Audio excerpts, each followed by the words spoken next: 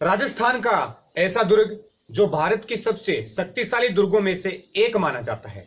यह सबसे सुरक्षित दुर्गों में से एक माना जाता है और वो दुर्ग है कुंभलगढ़ दुर्ग।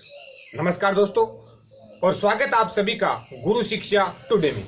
दोस्तों आज मैं आपके लिए लेके आया हूं फोर्ट ऑफ राजस्थान पार्ट 8, जिसमें हम चर्चा करेंगे कुंभलगढ़ दुर्ग की। दोस्तों कुंभलगढ़ का दुर्ग राजसमंद जिले के सादड़ी गांव के पास जरगा की जो पहाड़ी है उस पर मेवाड़ और मारवाड़ की सीमा पर स्थित है, यानी बना हुआ है। दोस्तों बात करेंगे इस दुर्ग के निर्माण की, यानी कि इस दुर्ग का निर्माण किसने करवाया था या किसने बनवाया था। तो दोस्तों यह तो इसके नाम से ही रिलेटेड है। कुंभलगढ़ यानी कुंभा, यानी कि कुंभा या फिर यूं कहें कि महाराणा कुंभा ने ही इस दुर्ग का निर्माण करवाया था। जी हाँ, देखिए महाराणा कुंभा मेवाड़ के सबसे महत्वपूर्ण शासक रहे थे। दोस्तों एक लेखक हैं श्यामल दास जो वीर विनोद के लेखक हैं। उनके अकॉर्डिंग दोस्तों महाराणा कुंभा ने मेवाड़ के 84 दुर्गों में से 32 दुर्ग बनवाए थे। जी हाँ, 84 दुर्गों में से 32 दुर्ग। अब दोस्तों ये आपको ध्यान में रखना है, कॉम्पिटिटिव एग्जाम की दृष्टि से बहुत ही महत्वपूर्ण है और काफी बार पूछ भी लिया जाता है। मेवाड़ या मारवाड़। दोस्तों हम मेवाड़ की बात कर रहे हैं तो मेवाड़ में सबसे अधिक या सर्वाधिक दुर्ग महाराणा कुंभा ने ही बनवाए हैं और मारवाड़ में सर्वाधिक दुर्ग बनवाए थे मालदेव ने। यह भी याद रखने वाली बात है, कॉम्पिटिटिव एग्जाम की दृष्टि से महत्वपूर्ण है, यह भी काफी बार पूछ लिया जाता है। मेवाड़ में सर्वाधिक दुर्ग बनवाए थे महाराणा कुंभा ने और मारवाड़ में सर्वाधिक दुर्ग बनवाए थे मालदेव ने। खैर हम बात कर रहे थे इस दुर्ग के निर्माण की, यानी कुंभलगढ़ दुर्ग के निर्माण की। दोस्तों वैसे तो कहा जाता है कि इस दुर्ग का जो निर्माण है मौर्यों ने करवाया था या शुरुआत की थी। कहते हैं कि सम्राट अशोक का जो दूसरा पुत्र था जिसका नाम संप्रति था, उसने करवाया था। और इस दुर्ग के अवशेषों पर 1448 ईस्वी में, कब 1448 ईस्वी में महाराणा कुंभा ने नागौर विजय के उपलक्ष्य में इस दुर्ग की नींव रखी थी और जिसका पूर्ण का मतलब पूरा निर्माण 1458 ईस्वी में हुआ, यानी कि 1448 ईस्वी से लेकर 1458 ईस्वी तक। दोस्तों कहते हैं कि महाराणा कुंभा की जो प्रिय महारानी थी जिसका नाम कुंभल देवी था, उनके नाम पर ही इस दुर्ग का नाम कुंभलगढ़ रखा था। दोस्तों जब भी आप इस दुर्ग को ध्यान से देखोगे तो इस दुर्ग के साथ आपको एक लंबी दीवार भी दिखाई देगी। अब देखिए दुनिया की सबसे लंबी दीवार चाइना की है, लेकिन उसके बाद नंबर आता है भारत का। जी हाँ, तो आपको बता दें कि कुंभलगढ़ की जो दीवार है वो ही भारत की सबसे लंबी दीवार है, यानी great wall of India, Bharat की महान दीवार। कुंभलगढ़ दुर्ग के अलावा और किसी भी दुर्ग की इतनी लंबी दीवार नहीं है। जी हाँ, अब आप ये सोच रहे होंगे कि यह भारत की सबसे लंबी दीवार है तो इसकी लंबाई क्या होगी। तो दोस्तों आपको बता दें कि इस दीवार की लंबाई है 36 किलोमीटर। कितनी? 36 किलोमीटर। जी हाँ, और चौड़ाई है 7 मीटर। अब जब ये दीवार इतनी लंबी है तो जाहिर सी बात है कि जो दुर्ग है कुंभलगढ़ दुर्ग, ये किसी एक पहाड़ी पर तो हो ही नहीं सकता। जी हाँ दोस्तों, यह सही है, कुंभलगढ़ दुर्ग किसी एक पहाड़ी पर स्थित नहीं है। यह दुर्ग हेमकुट, नील हिमवंत, गंधमादन निषाद, जरगा की पहाड़ियां यानी कई पहाड़ियों पर स्थित है। अब दोस्तों दिमाग में यह सवाल भी जरूर आया होगा कि इतनी लंबी दीवार है और न जाने कितनी पहाड़ियों पर यह दुर्ग बना हुआ है, तो इस दुर्ग का निर्माण, यानी कि इस दुर्ग को जब बनवाया गया था तो किसकी देखरेख में इसका निर्माण हुआ होगा, यानी कि इस दुर्ग के शिल्पी वास्तुकार कौन था, या फिर एक तरीके से कह सकते हैं कि इंजीनियर कौन थे। तो दोस्तों आपको बता दें कि महाराणा कुंभा का एक शिल्पी वास्तुकार था मंडन। कौन? मंडन जो कि एक गुजराती था। अब ये वही मंडन है जो कि एक ब्राह्मण था और बहुत सारे ग्रंथ भी लिखे थे, जिसमें देवमंडन है, रूपमंडन है, शकुन मंडन है, प्रसाद मंडन है और भी कई ऐसे ग्रंथ हैं जो मंडन ने लिखे थे। तो दोस्तों, मंडन की ही देख रेख में यह दुर्ग बनवाया गया था, यानी कि इस दुर्ग के वास्तुशिल्पीकार कौन थे? मंडन थे। अब आपको यह ध्यान में रखना है, यह भी कॉम्पिटिटिव एग्जाम की दृष्टि से बहुत ही महत्वपूर्ण है और पूछ लिया जाता है। अब यह दुर्ग इतनी पहाड़ियों पर बना है तो सीधी सी बात है, यह गिरि दुर्ग की श्रेणी वाला दुर्ग है। और दोस्तों, आइए अब देखते हैं इस दुर्ग के उपनाम।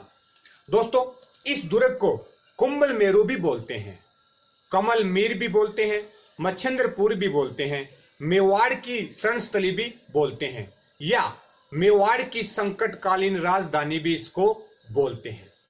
देखिए दोस्तों, मैंने आपको पिछले वीडियो में बताया था कि मारवाड़ राजाओं की शरणस्थली तो बोलते हैं सिवाना दुर्ग को।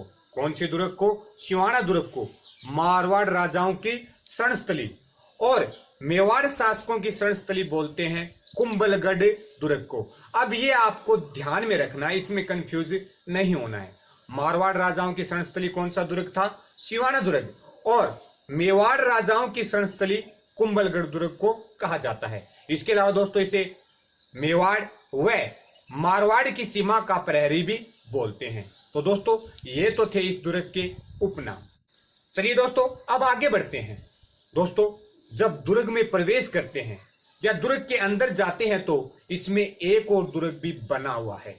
जी हाँ, और जिसे बोलते हैं कटारगढ़। कौन सा दुर्ग? कटारगढ़। अब देखिए, इसे कटारगढ़ क्यों बोलते हैं? तो देखिए, इस दुर्ग की जो आकृति है वो कटार के समान है। किसके समान? कटार, यानी तलवार के समान है, यानी कि तलवार के जैसी इसकी आकृति है।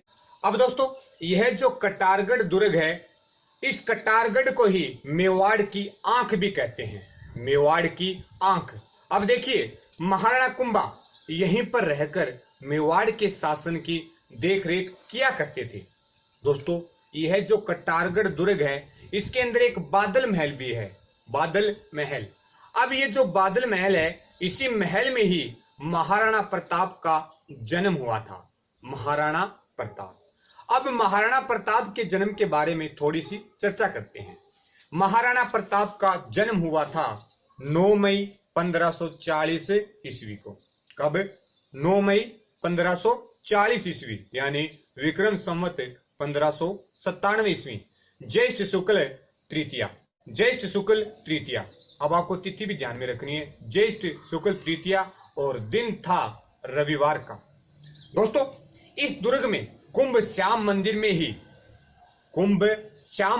ही कुंभा के पुत्र उद्दा ने अपने पिता की कटार से हत्या की थी। जी हाँ, कहते हैं कि इस मंदिर में एक कुंड है, मामादेव। इस मामादेव कुंड पर कहते हैं कि कुंभा पूजा पाठ कर रहा था और उसका बेटा उद्दा वहां आता है और उसके बेटे उद्दा ने कुंभा की हत्या कर दी थी। दोस्तों, इस कटारगढ़ दुर्ग को ही देखकर अबुल फजल ने इसके बारे में कहा है कि यह दुर्ग इतनी बुलंदी पर बना हुआ है कि, क्या कहा है? यह दुर्ग इतनी बुलंदी पर बना हुआ है कि नीचे से ऊपर की तरफ देखने पर सिर पर रखी पगड़ी गिर जाती है। अब देखिए, कॉम्पिटिटिव एग्जाम्स में इन्हें हमेशा उल्टा करके ही पूछा जाता है, यानी कि यह किस दुर्ग के बारे में कहा गया है, तो आपको यह ध्यान में रखना है। यानी कि इस प्रकार से पूछ लिया जाएगा कि किस दुर्ग को देखकर अबुल फजल ने कहा है कि यह दुर्ग इतनी बुलंदी पर बना हुआ है कि नीचे से ऊपर की तरफ देखने पर सिर पर रखी पगड़ी गिर जाती है। दोस्तों, कर्नल जेम्स टोड, अब इस नाम से तो आप भली भांति परिचित हैं। कर्नल जेम्स टोड ने इस दुर्ग की सुदृढ़ प्राचीरों, बुर्जों यानी खंभों एवं कंगोरों की दृष्टि से इसकी तुलना एस्ट्रुस्कन से की है। दोस्तों, इस कुंभलगढ़ दुर्ग में ही महाराणा रायमल के पुत्र, किसके पुत्र? महाराणा रायमल के पुत्र कुंवर पृथ्वीराज सिसोदिया और संग्राम सिंह यानी राणा सांगा का बाल्यकाल गुजरा। और इसी दुर्ग में कुंवर पृथ्वीराज, जिन्हें उड़ना राजकुमार भी कहते हैं, उड़ना राजकुमार कुंवर पृथ्वीराज, उनकी 12 खंभों की छतरी भी स्थित है। कितने खंभों की? 12 खंभों की। और इसी दुर्ग में उदय सिंह का राज्याभिषेक भी किया गया था सन 1537 ईस्वी में। और दोस्तों अब चर्चा करते हैं कुंभलगढ़ दुर्ग के प्रवेश द्वार की।